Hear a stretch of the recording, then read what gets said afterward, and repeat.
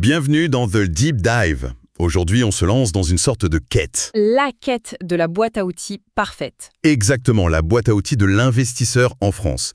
Parce qu'une fois qu'on a décidé de se lancer, la question qui vient tout de suite, c'est comment? C'est ça. Et sur l'établi, on a trois outils principaux. Le PEA, le compte titre ordinaire, le CTO, et l'assurance vie. Et c'est un peu comme en bricolage, quoi. Le choix de l'outil, il est déterminant. Si on essaye de visser avec un marteau, ça marche rarement. C'est une bonne image. En investissement, c'est pareil. Le support qu'on choisit, l'enveloppe, ça va conditionner deux choses. Mais alors, deux choses absolument fondamentales. Lesquels? La fiscalité, donc ce qu'on va laisser ou non à l'État, et la liberté d'investissement, c'est-à-dire la taille de notre terrain de jeu. Notre mission aujourd'hui, c'est donc de les examiner un par un, comprendre à quoi ils servent, leurs forces, leurs faiblesses. Et surtout, dans quel ordre les utiliser. Voilà, pour construire quelque chose de solide. D'ailleurs, il y a une phrase dans nos notes qui résume bien tout ça. Le bon outil ne garantit pas le résultat, mais il le rend possible. J'aime bien. Alors, commençons par l'outil qui a l'air d'être le grand favori, celui que la source surnomme le champion fiscal, le PEA. Le plan d'épargne en action. Et oui, ce surnom, il est bien mérité. C'est une enveloppe qui a été conçue par l'État français pour une raison très précise. Pour nous encourager à investir. Oui, à investir à long terme dans les entreprises européennes. Et pour ça, il y a un cadeau fiscal qui est assez spectaculaire. Oui, c'est le point qui ressort partout. Après 5 ans de détention du plan, on ne paie plus d'impôts sur les plus-values. C'est ça, zéro impôt sur le revenu. Zéro! On ne paie que les prélèvements sociaux, donc 17,2%, mais attendez, une exonération totale d'impôts sur les gains, ça paraît presque trop beau pour être vrai. Il est où le piège? Qu'est-ce que l'État demande en retour? C'est une excellente question. Le piège, si on peut l'appeler comme ça, ce sont les contreparties, les règles du jeu. D'accord. Mais avant d'en parler, il y a un autre aspect de cet avantage fiscal qui est encore plus puissant et qu'on oublie souvent. Ah, là, ça devient intéressant. Ce n'est pas seulement à la sortie que c'est avantageux, c'est pendant toute la vie du plan. À l'intérieur du PEA, on peut acheter une action, l'avoir doublée de valeur, la vendre, Ok. et réinvestir la totalité de la somme sur une autre action sans qu'un seul centime d'impôt ne soit prélevé à ce moment-là. Attendez, ça veut dire que si j'achète une action, qu'elle double de valeur, et que je vends pour en acheter une autre, je ne paye rien sur le coup. Rien du tout. Tout le gain est réinvesti direct. C'est comme si on enlevait tous les péages sur l'autoroute de l'investissement. C'est exactement ça. La vitesse de croisière n'est plus la même. Les intérêts composés peuvent travailler à 100% de leur puissance. Voilà. La source parle d'intelligence fiscale, et c'est précisément ce mécanisme. C'est un accélérateur de performance qui est phénoménal sur le long terme. Mais Mais il y a les conditions. il y a les conditions. Primo, l'univers d'investissement est restreint, principalement les actions et les ETF d'entreprises basées en Europe. D'accord. Deuxièmement, il y a un plafond. On ne peut verser que 150 000 € maximum. Tertio, c'est un seul PEA par personne. Et enfin, La fameuse règle des 5 ans. la fameuse règle des 5 ans. Si on fait un retrait avant, en principe, le plan est clôturé et on perd l'avantage fiscal. D'accord. L'univers est donc restreint à l'Europe, mais est-ce que c'est un vrai handicap, ça? On peut quand même construire un portefeuille bien diversifié avec des ETF européens, non? C'est un point très pertinent. Pour quelqu'un qui investit via des ETF, ce n'est presque pas un handicap. On trouve d'excellents ETF éligibles au PEA qui répliquent des indices mondiaux comme le MSCI World. Ah oui, via la réplication synthétique. Exactement. Donc on peut avoir une exposition mondiale depuis son PEA. La contrainte, elle est plus forte si on veut acheter en direct des actions comme Apple, Amazon, Nvidia. Là, ce n'est pas possible. Je vois. Il y a un commentaire dans nos sources, d'une certaine Sandra, qui m'a fait sourire. Elle découvre qu'on peut ouvrir un PEA en ligne en quelques clics et elle écrit « C'est mon conseiller qui va être surpris que je lui demande ça ». J'adore cette remarque. On sent presque son sourire en coin. Ça en dit long sur la relation parfois un peu opaque avec les conseillers bancaires traditionnels, non? Absolument. Ça montre que s'informer, c'est prendre le pouvoir en fait. En arrivant avec une question précise comme « Je veux ouvrir un PEA chez tel courtier avec tel frais », on renverse complètement la dynamique. Et ça nous amène à un avertissement crucial dans le document. Oui, et il est écrit en majuscule « Attention, tous les PEA ne se valent pas ». Alors là, c'est vraiment le point où il ne faut pas se tromper. Les règles fiscales, ok, elles sont les mêmes partout, mais pour le reste... C'est la jungle. Clairement, les frais peuvent varier du simple au décuple. On parle des frais de courtage, les droits de gare, parfois des frais d'inactivité. Et même l'offre de titres disponible? Tout à fait. Un PEA donnera accès à des milliers d'actions et d'ETF. Un PEA médiocre, souvent celui d'une grande banque, va proposer une sélection limitée et parfois orientée vers les fonds maison, Qui sont souvent plus chers. évidemment. Donc comparer les offres de Bourse Directe, Boursorama ou Fortuneo, ce n'est pas une option, c'est une obligation. D'accord, le PEA, c'est donc ce jardin à la française hyper optimisé fiscalement, mais où on ne plante que des titres européens et où il faut bien choisir le jardinier. C'est une bonne métaphore. Mais alors, si je veux absolument investir dans Apple ou dans un ETF très spécifique qui n'est pas éligible, je fais comment? Je suis bloqué? Le CTO. Ah, Si le PEA est le jardin à la française, le CTO, lui, c'est la forêt vierge. la forêt vierge, oui.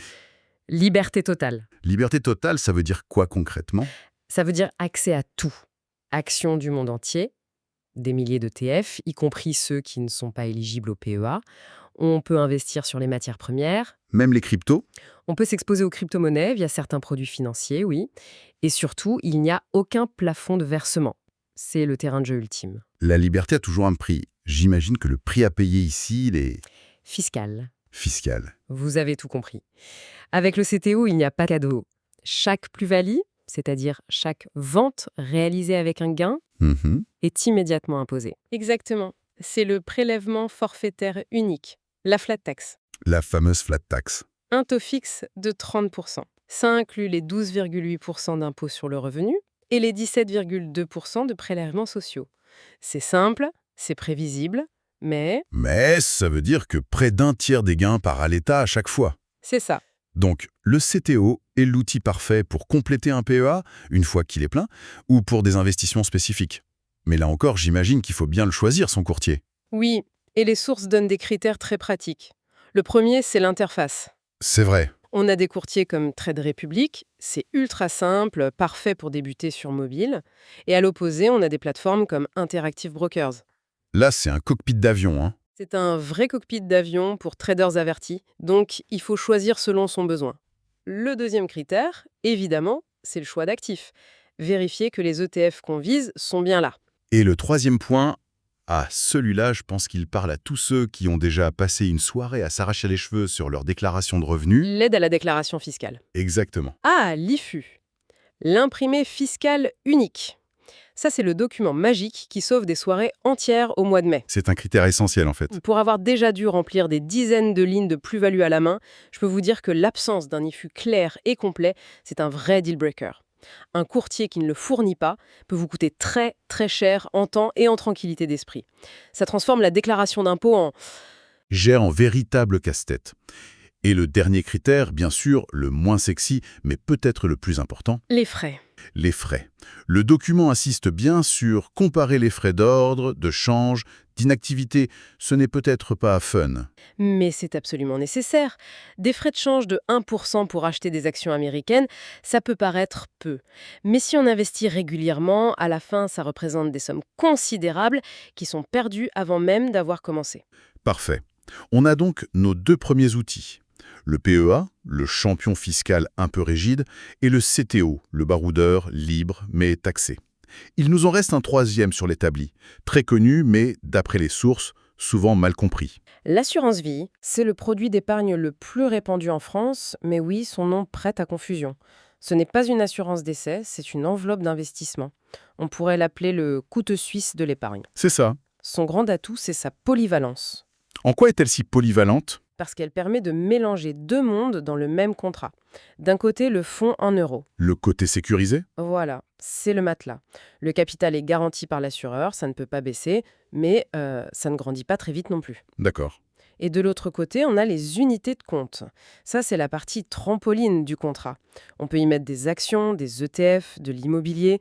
Ça peut monter très haut, mais si on saute mal, on peut aussi tomber. Le but est de trouver le bon dosage entre les deux. Et côté fiscalité, elle se situe où par rapport aux deux autres ? C'est encore une autre logique. L'avantage fiscal, il se déclenche vraiment après 8 ans. 8 ans, c'est long. C'est long, mais à partir de là, on a droit à un abattement annuel sur les gains au moment d'un retrait. C'est 4 600 € de plus-value exonérée d'impôts sur le revenu par an pour une personne seule. C'est très intéressant pour se créer des revenus complémentaires peu fiscalisés. Pour la retraite, par exemple. Exactement. Et c'est aussi un outil de transmission de patrimoine redoutable. Tout ça a l'air très séduisant. Un matelas, un trampoline, une fiscalité 12 après 8 ans. Pourtant, le document met un énorme bémol. Oui, Et il cite John Bogle, le fondateur de Vanguard. Ce que vous ne voyez pas dans les frais, vous le perdez dans les années.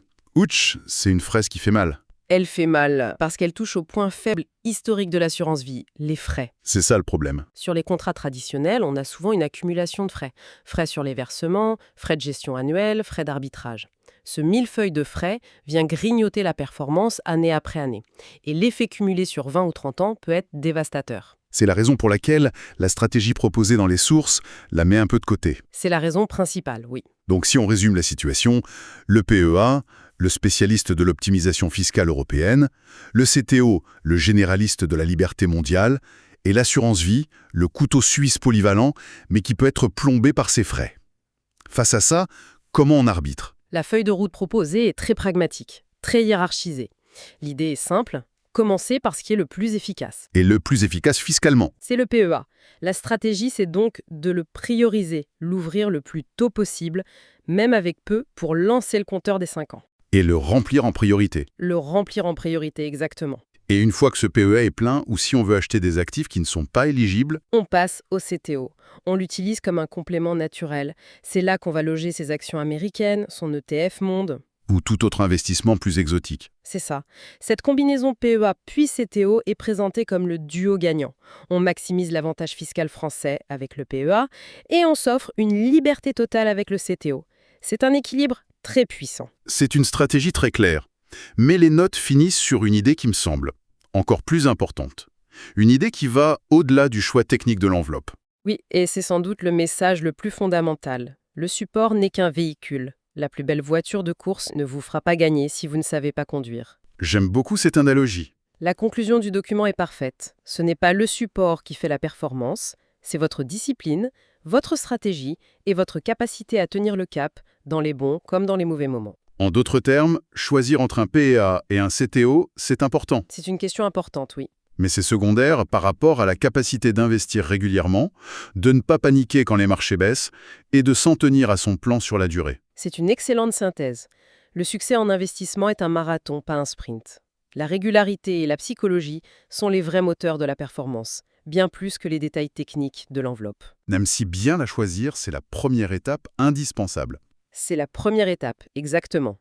Donc pour récapituler cette exploration, le choix du support est une étape fondatrice. Il n'y a pas de réponse universelle, mais la stratégie qui se dégage des sources est claire. Le duo PEA pour l'optimisation et CETI pour la liberté semble être le point de départ le plus solide. Absolument. Il faut trouver son propre curseur entre l'optimisation fiscale, la diversité des actifs, le niveau des frais et la simplicité. Et cet arbitrage passe forcément par une phase de comparaison. C'est un petit effort au départ qui rapporte gros sur la durée. Très bien. Pour conclure, j'aimerais qu'on se projette un peu. Une pensée pour la route ? Allons-y. Les sources écartent assez vite l'assurance vie, principalement à cause de cette histoire de frais élevés et de choix d'actifs parfois limités. Mais le marché, il bouge à une vitesse folle. C'est vrai, la concurrence est rude, surtout avec les acteurs en ligne. Exactement. On voit apparaître de plus en plus de contrats d'assurance vie nouvelle génération, sans frais d'entrée, avec des frais de gestion très faibles et qui donnent accès à des centaines d'ETF. Parfois autant que sur un bon CTO. Voilà. La question que je me pose, c'est la suivante. Si on peut trouver demain une assurance vie qui rivalise avec un PEA sur les frais, tout en offrant la flexibilité d'un CTO et ses avantages propres pour la transmission, est-ce que cette hiérarchie si claire, le PEA d'abord, tiendrait toujours ? La frontière entre ces outils, elle n'est pas en train de devenir de plus en plus floue ? C'est une excellente question, car elle touche vraiment au futur de l'épargne. Si les frais ne sont plus critères qui fait la différence, alors l'arbitrage deviendrait beaucoup plus subtil. Sur quoi il se ferait alors ? Bien, il se ferait sur la nature de l'avantage fiscal. D'un côté, l'exonération totale après 5 ans pour le PEA, de l'autre, l'abattement annuel après 8 ans pour l'assurance vie. Et puis sur l'importance qu'on accorde à la transmission du patrimoine. Donc la hiérarchie claire qu'on a décrite. Elle pourrait voler en éclats. La compétition entre ces enveloppes ne fait que commencer. Et pour les épargnants, c'est une excellente nouvelle. Une piste de réflexion très pertinente pour finir.